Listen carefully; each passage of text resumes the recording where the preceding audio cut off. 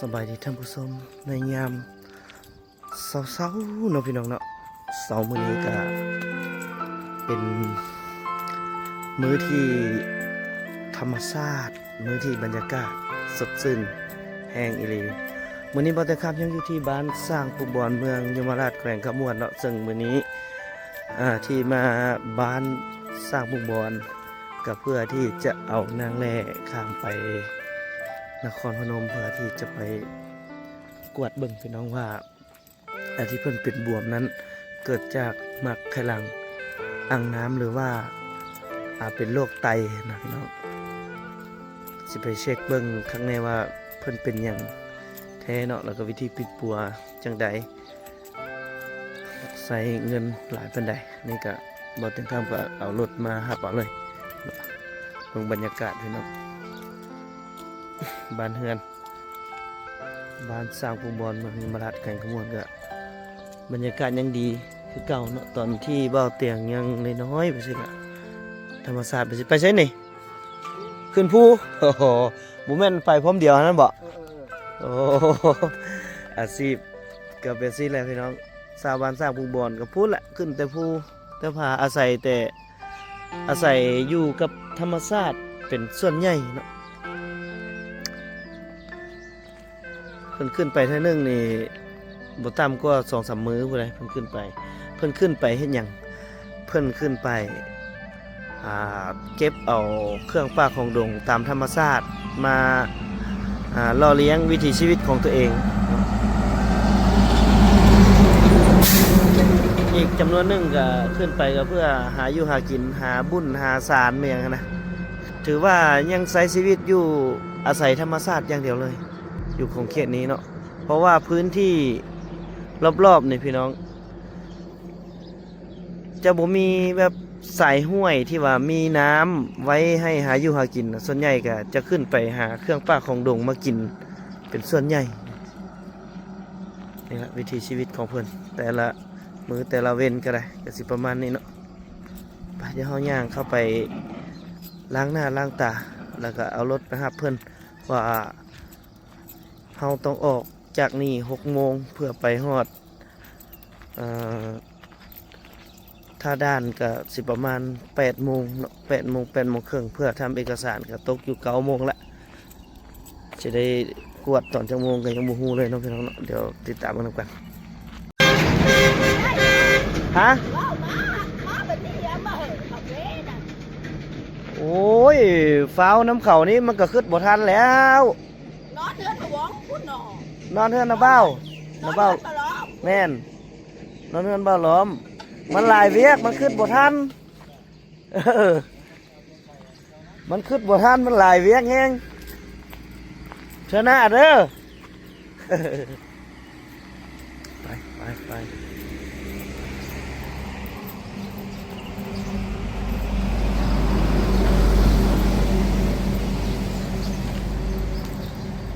เบิ่งหัวหาวนี่พี่น้องบรรยากาศแบบดังเดิมเลยตอนบ่เตียงยังน้อยกะสิกวดนี่หน่อยนึงทางหอมๆไปทางไหนนี่นอนเฮือนนะเบ้าเตรียมแล้วเราบอกเธอเพิ่นน่ะเตรียมแล้วล่ะแต่คืนเครื่องเดี๋ยวล้างหน้าแล้วก็สิไปหับเลยล่ะนี่ล้างหน้าแล้วก็ไปหับแล้วออกเลยผัวบ่ไปปลาใจไม่เคยไปใจผัวบ่ไปซ้ำเปลี่ยนตัวเงินบาทเขาจะมีบ่เดี๋ยวไปเบิ่งกันผัวบ่ไปซ้ำว่าติ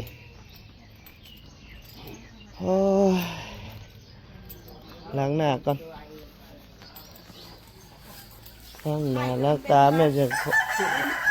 เป็นตาโต๊ะไหมเอามาพี่ล่ะมาถ่ายสักจักโมงบอก6 โมงแล้วก็5 โมงกว่าไปล้างหน้าแล้วก็ออกเลยล่ะนี่ขอบใจเด้อที่เตรียมให้อายเด้อเอายังเขี่ยวไว้เด้อออกจังหน่อยมันสีสวย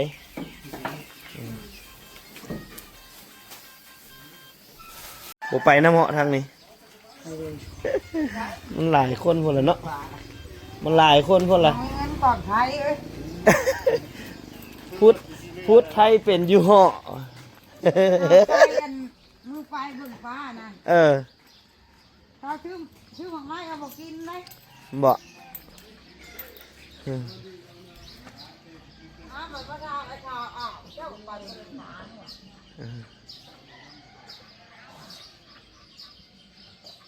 ไปพี่น้องเดี๋ยวไปหาเดี๋ยวล้างหน้าแล้วก็ไปหาอันคนป่วยเลย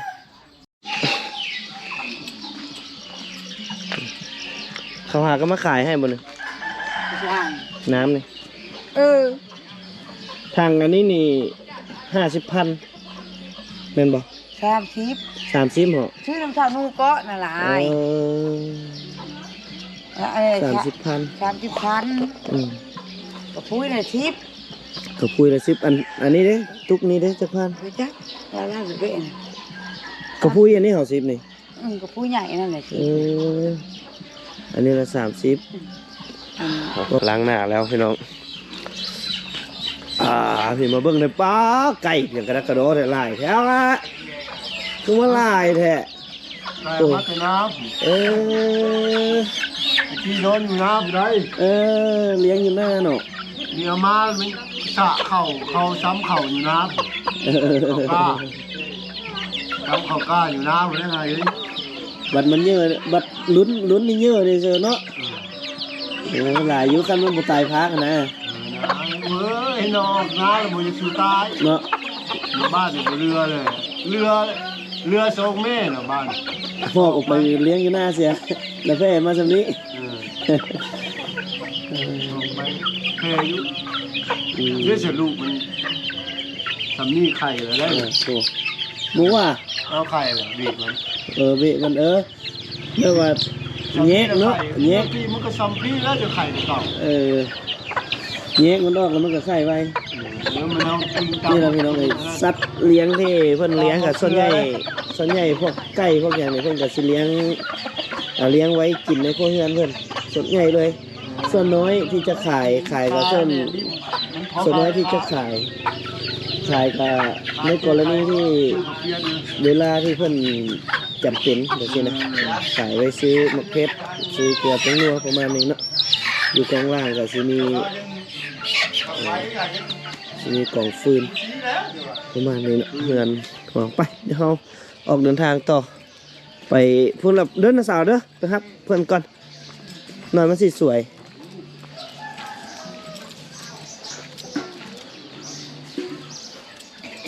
เดี๋ยวไปเลยพี่น้องบันเฮานะครับเพื่อนจุดก่อน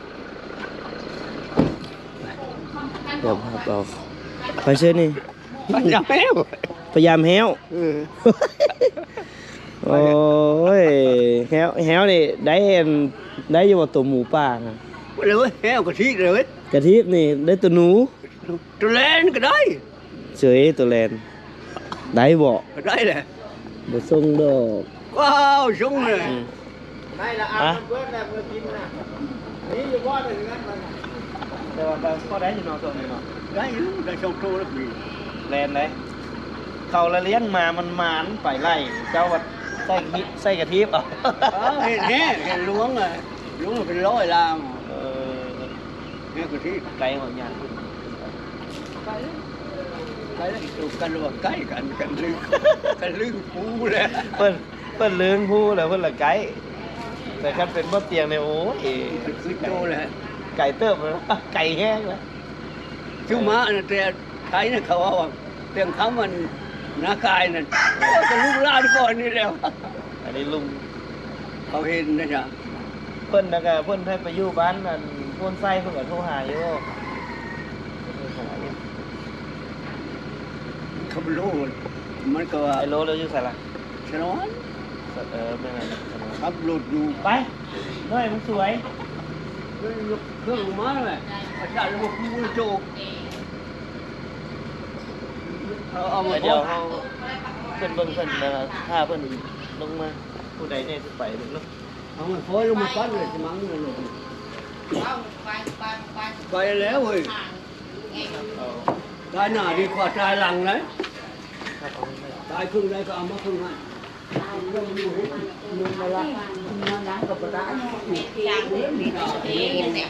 เกณฑ์เข้าไป 5 เครื่องโดน ปัญหาเลยปะเกี่ยวหางไปเป็นใช้ทำใบข่าวลูกซื้อผัดเป็นพิจารไปเบิ่งลูกซื้อนี่จะบักเคนไปซื้อวันยะมีคนเล่นอยู่ ล้างลูกนะครับไปน้ำก็ได้นะอันนี้มันเป็นแค่ในชื่อกับลูกก็เป็นอยู่พันเหตุสร้างได้เพราะว่าเบิ่งลูกข่าวลูกนั่นแหละจะให้ต้องช่วยตามเพื่อไปเพื่อมันไกลไปโทษได้ละแค่นี่เพื่อยังเล่นนี่ก็ชอบไปละเองเอ้ย ไปที่หาเอาเพื่อหาไงอื่นเป็นปีศาจ มีแต่ผู้เดียวแล้วนี่ไปสิเบิ่งซั่นนะ ก็ลาไปนั่งกับนั่งผู้เดียวก็ปอกคุยเบิ้งนะหงมอน่ะ บ่ฮู้ต้องมีผู้อันนั้นไหมบ่ ขึ้นมาแหละปัจจัยเอ้ยเจ้ากันดี บ่อันปัจจัยไปบ่ ยังว่า ใจเอาโม นี่มันบอกป้ายที่ป้ายแองตัวทหารคือเรื่องตัว ไปนะไปเดียวนี่นะ ถ้ามาเค้นกับไป ไปเดียวนี่ เค้นมันก็ประกวดทงมอไทยผม แค่มันกับเคนอยู่น้ำนะหันแล้วเนาะเคนเห็ดจ้า อยู่เดียวเลย อันนี้จ้าเกี่ยวหาเครื่องหา ร้านควายไร เปิดไปแล้วกระสอบ ไปก็คันเคนอยู่นำก็ให้เคนนั่นแน่นเต้นให้แต่บ่เข้านี่บ่ซั่นสิบ่มีผู้เข้าเด้อ ประเคนเล่นเต้นเจ้ากันนั่งข่าวลูกนั่นถ้าเป็นช่างเป็นชายเผ่ามันทนใน เอาไป เตี มั ย น ง ชุดใจมีผู้เอาไปแล้ว ยังว่านั่นเบ้อคอยว่า วัวบ่ได้แล้วเขาก็เอากลับมา ไปเบิก ตัวได้ ดีอันนั้นแหละไป คนปัวลูกนั่นไม่แอง ลูกห่างเอาเครื่องนั่นลูกเองว่าผัญญามาเอา นั่นหนูไม่ลงไปนั่นหนูบอกกระจายไปกระจายไป ปัจจัยเพื่อนกับการให้ปัจจัยเพื่อนพอดีแค่ในเรื่องเพื่อนเอาผันลูกเฮาพัวมันกับมันตายแล้วผันแล้วบ่มี ไป เพื่อน แล้ว หา ไปแล้วมันก็ฮู้ว่ามีจังแน่ พญาขึ้นแล้วก็โตเฮ็ดเลย ไปกวดเบิ่งซื้อนะกวดเบิ่งเลยฮู้เลยเฮาฮู้พยาธิมันแล้วก็เฮามากซาก็ได้ ลูกแม่เอง เอาส่งเอาเสือ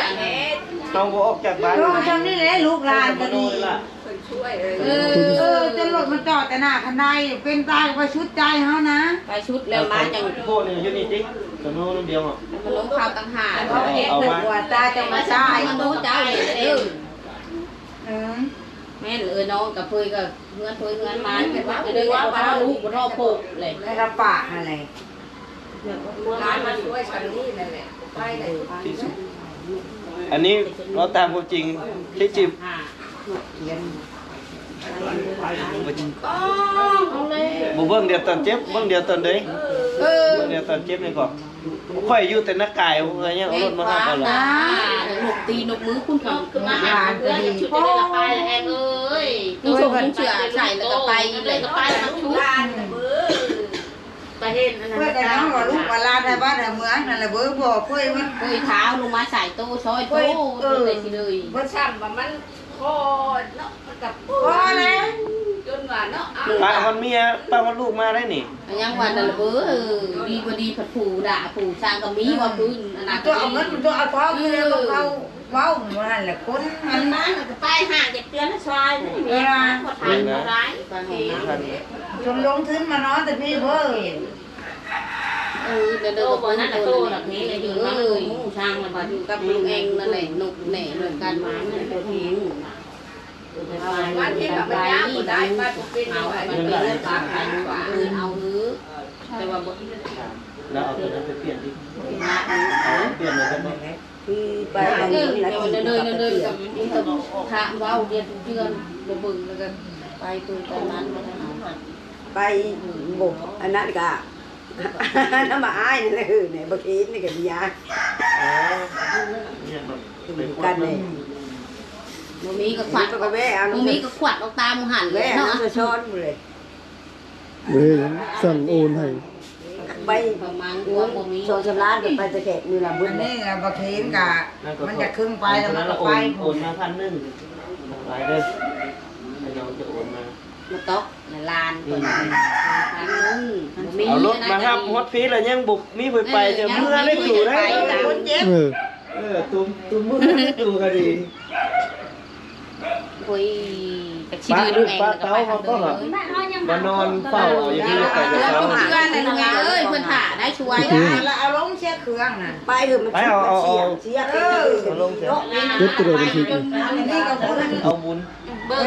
ตัวสร้อยนี่ตัวกระดีเลยละบาดนี้ ดีแหละมันมีผู้จ่อไปปิ่นไปปัวน้ำเรียนมันก็ดีเลย แก้วกะบึง แก้วกับเบิ้ลแก้วกับเบิ้ลมันเบิ้ลไปปัวไปอะไรลูกโตก็ดีมันนี้มันเขาว่าแต่แรงหวานนี่คือโตกะพี่รองพี่ปากอ่ะชูไทยไปเบิดแหละช่วยต้องเอาชูนไปปิ่นไปปัวมันดีโตก็ดีเพื่อเลี้ยงลูกเลี้ยงน้องเลี้ยงนุ่งปัวโต อันนี้มันย่างได้ไปเป็น ท่านนะฮะคุณหนูคือล้างอยู่ภายในเนาะ นี่แหละตั้ง แล้วมันพับอยู่แล้ว นี่มาหัวใจ งานอยู่นี่แล้วคุณเนี่ยมัน อาจจะถือกระเดือนกระจาดละตู้นั่นจะถือกระปาอยู่มา โตกะเพื่อนเราได้เพชรมองว่าขลามเลยลูกเอ้ยบ่ตายเลยอย่าอะไร มันลุงส่งขยะหรือวันลุงน่ะเลยหอม นุ่งอะไรก็ได้นะอย่าส่งเลยก็ได้นะ ไปไป จับตัวมันไป จับเอาลงเราลงมาเลยจับเราลงมาเลย คนไทยนั้นมันยังเป็น จับลงเลยล่ะ โชว์มันแน่น่ะเดี๋ยวอีกองเลย อุ้มเราลง อันนี้ต้องโดน เวลา เอาไปลายยิ่งกว่า คนเฮาคันคนบ่ป่วยบ่เบิ่งเลยมันก็เบิดเลยให้ เบิ่งยังเบิ่งยังเบิ่งยังเบิ่งยังไข่เนาะ ว่าพี่ตัวมันจะตายเบิ่งกันเลย ยังเลยบ่เบิ่งกินกระยาแนวกินก็ดีไปเบิ่งยาวไปกระยา เชื่อกระทงมันน่ะมันก็บ่ได้ เชื่อกูยังเกิดแถลงไปน้ำเค้กน้ำเค้กในน้ำเค้กนั่นแหละดาวโผล่นั่นเลยข่าวเค้กเต้นเล่นลูกมันได้สร้างได้ก็โหนั่นแหละลูกโตนั่นแหละเค้กเลยก็ดีอยู่เอาบุญแหน่เลย อยู่ตอนอยู่หุ้นกับเป็นแบบนี้แหละตอนเท่าแก่นะเขาก็ไปห้องมอเล่นเล่ากันยังกันดิไปเขา ตาไป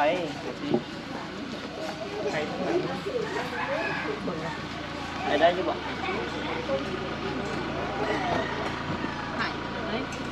ปัจจัยคือหยวดอะไรไม่หายได้ค่ะ ไปหมู่ นี่หอม ไปชักยามาเฮ็ดจะได้หมู่เป็น คนเป็นอยู่ ไม่ได้ว่าหลังข่าวใจ ปกติทักอย่างอยู่เนี่ย ไปก็คิดไปชักเด้อ ก็ตัดให้ใส่จิ้มไปเชื่อเลย มดน้ำยา นี่ก็บ่เป็นธรรม เก้า ดา เล่น เนี่ย เอา จะได้บ่หวาน ดังช้างบ่ได้ตีนมือน่ะชกเกือบก็คือแล้วเอามือนั่นแพกชกเข้าเกือบงงตัวเบา ก่อนทั้งหมดกันอยู่ ลูกละ5ตัวมันสบายเด้อเกิด ร้านอันนี้ร้านว่าเป็นผิดนัดนิดนึง เขาเอาตัวมาไอ้นั่นเขาจะเอาไปแล้ว เป็นบ่ไปได้กับหมูจ้ะเป็นจางไปบ่ไปกับนู้นกับที่เหมือนเดินเงินนี่เงินหนักไปเบิ่ง มันร่างกายมันเคยผิดโอ้ ไปแล้วไปแก้วอันนี้ก็ในหัวใจบักเคนนี่ไปน้ำเนี่ยบักเคนก็ไปนี่ได้แต่ตัวก็ดี เค้นไปหูจังนี่บักเค้นอาจารย์บักเค้นอะไร เคนกับผัดปลายนี่ก็พื้นไปมากับผัดเบากับผัด ก็เลยจะมีว่าบุญอันนี้ถึงนี้ เอามาทำแล้วทำไมผู้ค่ะ อัน ป้าเขาต้องไปซื้อ ทางคนไทยมันคือทางคนเวียดดอกมันจักความเดียวเคนใช้ได้บักเดียวเวียดมันแต่เวียดมันกำเงินอยู่ในมือ ไปเด้อวันนี้ไปเด้อเอาไปเด้อ เด้อกระดูกไก่ตัวเค้นเด้อ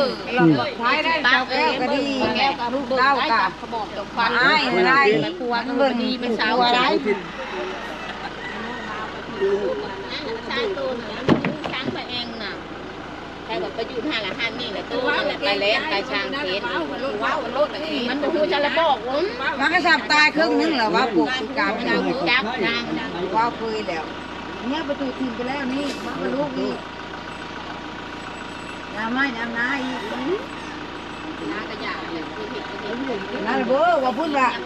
กินในใจนี่ มันโค้งมันกูอันนั่นแหละหมูช้างมันอันตู้เสียอยากกินมันน่ะมันพูดเลยอยากกินหัวคุณเลยกัน ใครก็บอกว่าหน่อยใครคุณบอกว่าคุณเป็นบ้าน้ำกินนั่นกินน้ำตาต้องจะออกอยู่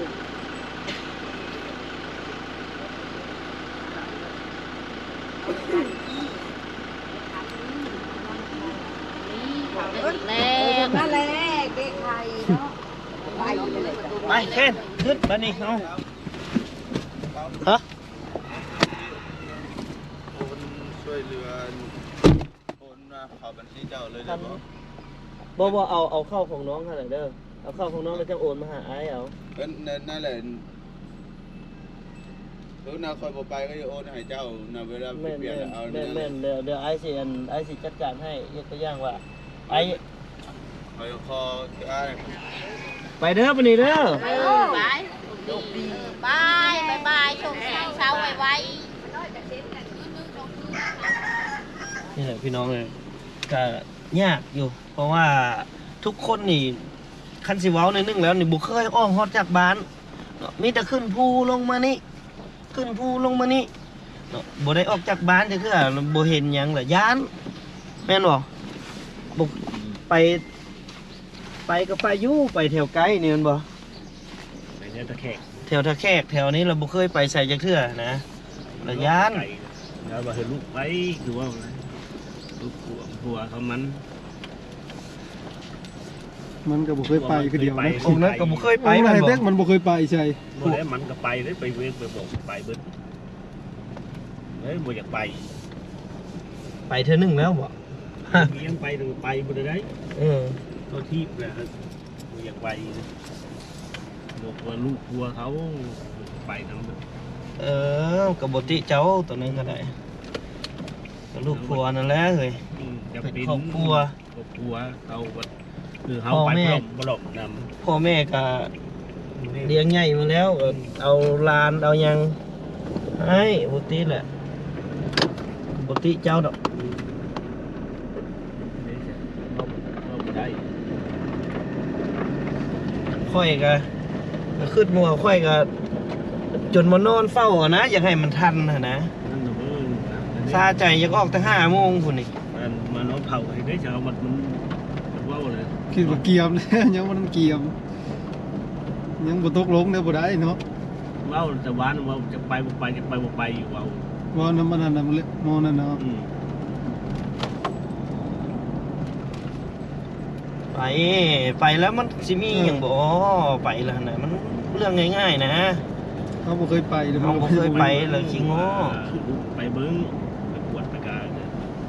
ไปกวดเบิ่งว่ามันเป็นแนวใดอยากให้มันฮู้คักแน่ว่าปัวแนวใดคันมันบ่คันเพิ่นว่าโอ้ยยากได้ต้องนั้นนี้เฮาบ่มีเงินแล้วก็จำเป็นแม่นบ่จำเป็นเด้ยกตัวอย่างคันว่าโอ้มันเฮานี่บ่มีเงินแหละเฮ็ดแนวใดค่าตัวนี้น่ะสมมุติว่าจะเอามาแล้วเนาะ เอาลงเลย 2 อันละติเออ โอเค เพราะว่าของพ่อนำของ ครับ บรรยากาศตามทางพี่น้องกะตอนเตรียมไปแล้วฝนก็รู้สึกว่าอยากตกหน่อยนึง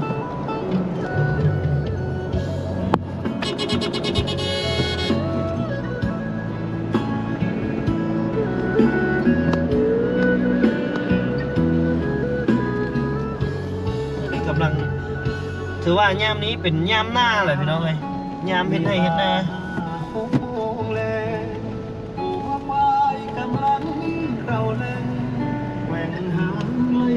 เขตนี้ก็จะเป็นเมืองยมราชเดี๋ยวจะน้อยเขาก็จะไปฮอดบ้านบ่อต้มจังไดก็ฝากเป็นกำลังใจให้ครับบ่อเตียงข้ามนาไก่น้องเดียวนะในการช่วยสังคมวันนี้ก็เอาเต็มที่ให้มันรอดนุ่มโมให้มันรู้เลย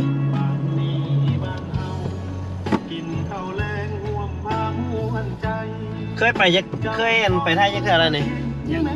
ยังคู่คนเลยเป็นบ่แต่ว่าครั้งแรกที่ข้าเจ้าสิได้ไปเพื่ออยากรู้สึกเก่งๆแล้วก็ปุ๊บบกล้าไปนะอ๋อตกขุมนี่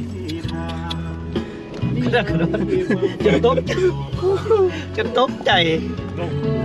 ตกขุมน้ำเต็มอยู่แต่ว่าคนเฮาบ่เคยออกจากบ้านจักเทื่อนะพี่น้องมันก็คันที่ว่าคึดง้ออะไรแต่ว่าคันได้ไปเทื่อนึงแล้วคือตอนบ่เตียงข้ามไปนครพนมเทื่อทบิดนั่นน่ะ คิดง้อแท้ๆว่าป้าไปนี่สิเฮ็ดจังไดเนาะสิไปแบบใดย้านน่ะนะย้านไปหมดทุกสิ่งทุกอย่างเลย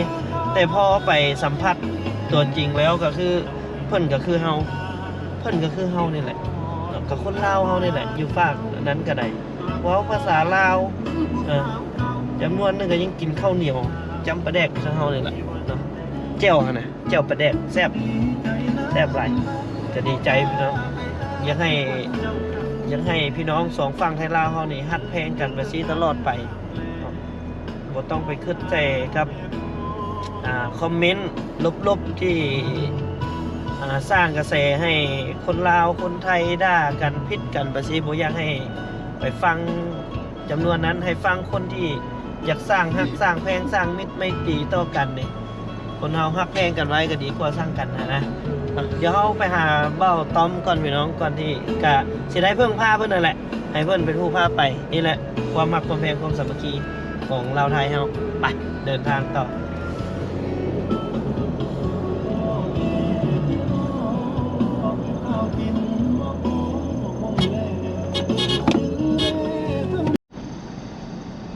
เริ่ม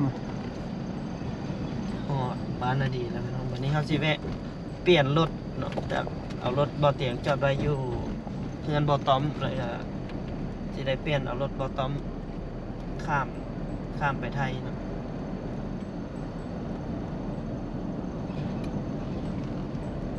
เลยกับบ้านนะฮอดบ้านนาดีก็เป็นอีกบ้านหนึ่งที่บ่อเตียงคำเที่ยวมันดุแล้วก็เที่ยวมาประจำจนพี่น้องคันสิว่าแล้วก็จนสิ้นหูสิ้นตาแล้วแหละจื้อฮอดทางเข้าบ้านพุ่นแหละดียามฝนเขาเจ้าก็มาตึกกระดุงอยู่นี่แหละเต็มอยู่นี่แหละหน่อยยามหน้าเขามาตึกกระดุง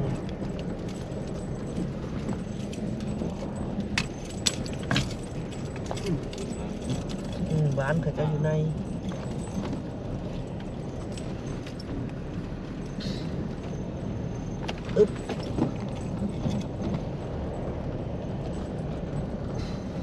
เตรียมตบกาอันนี้ก็ได้ข้าเจ้าบริยอดทั้ง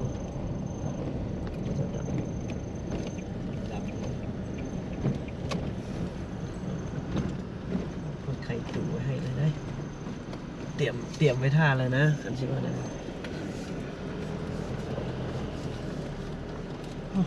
เนาะ โอ้เพิ่นมักเครื่องเสียงคืออย่างนี้ลงกัน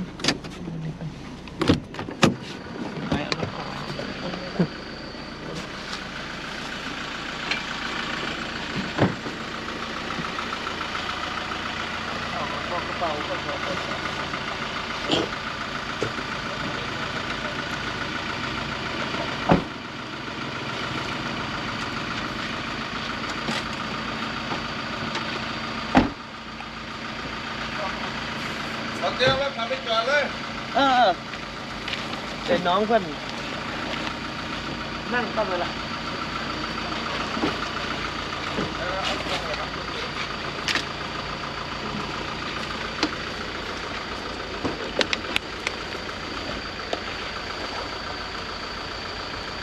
อันนี้เอาไปน้ำมันเนาะ แม่นเอาไปเพื่อนั้นนี้เดี๋ยวไอเอารถเข้าไว้เนาะ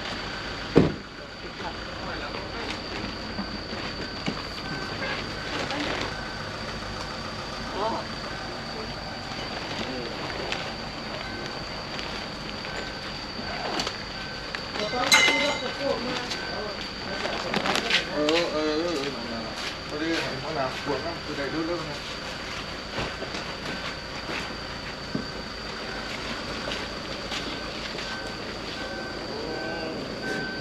กูกองไว้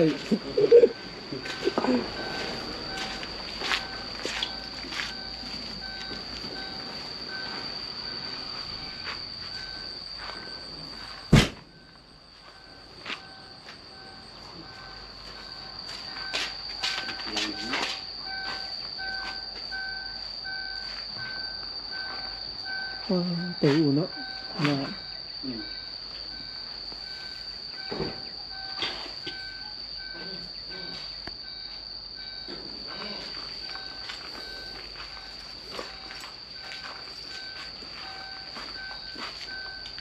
พิ่นคนไทยเพิ่นมาเอาเมียอยู่นี้ บ่มีไผอยากไปนี่บ่กล้าไป อธิบายเพิ่นฟังเนี่ยไปย้านหยัง อย่างยัง เออ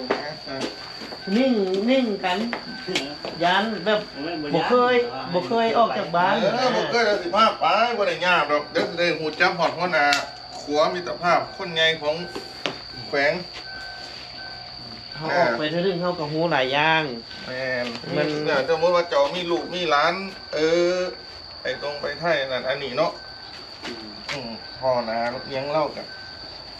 ประเทศไทยมันก็บ่ได้เป็นตาย้านคือที่คิดหรอกพี่น้องคือคนเฮาเจ้าค่อยนี่ล่ะไปหาเพิ่นมันก็อยู่ใส่กันคือกันแล้วมีคนดีคนบ่ดีปะปนกันไปคือกันเบิด หลายกลัว คนดีมันหลายกว่าคนบ่ดีอยู่แล้วอยู่ใส่อะไรแต่ว่าคนบ่ดีฮะมันเฮ็ดมาแล้วมันดังแต่คนดีคนเฮ็ดดีนี่บ่ค่อยดัง แม่นบ่ตอมคนเฮ็ดดีนี่บ่ค่อยดังดอกมีแต่พวกเฮ็ดบ่ดีนั่นแหละหลายรถสู้ชีวิตได้รถคนนี้ บ่ได้ล่างเลยได้ไปกระจาม มาฮอดแล้วพี่น้องก็บัดต่อไปก็สิแม่นได้เปลี่ยนรถบ่ตอมก็สิเพิ่งเพิ่นนี่ล่ะเป็นผู้พาไปต่อเนาะนี่ก็ให้ฮู้จักฮักแฟงกัน ต่อไปเพิ่นคันเพิ่นบ่ได้เพิ่นกลับมาแต่เฮือก็สิพาไปเล่นบ้านอยู่ไปนอนเล่นอยู่บ้านจักเทื่อนึงไปขึ้นไปเลยครับขึ้นเลยไปก็ดีใจพี่น้องที่ได้มาฮอดพี่ละก็ได้บ่ต้อมเป็นผู้สานต่อไปเนาะเป็นผู้พาไปต่ออีกในแต่หน้าดีไปนครพนมเนาะไปเดี๋ยวเราออกเดินทางเดี๋ยวเราจบสำนี้ก่อนเนาะใน EP นี้เดี๋ยวเราสิจบไว้สำนี้เดี๋ยวมาฮอดบ่ต้อมเรียบร้อยเดี๋ยวไปเบิ่งว่า เกือบ60 กว่ากิโล 10 กว่ากิโลเนาะมีขั้นตอนเป็นอะไรเดี๋ยวเราติดตามกันดูกันใน EP หน้าครับจะได้อะไร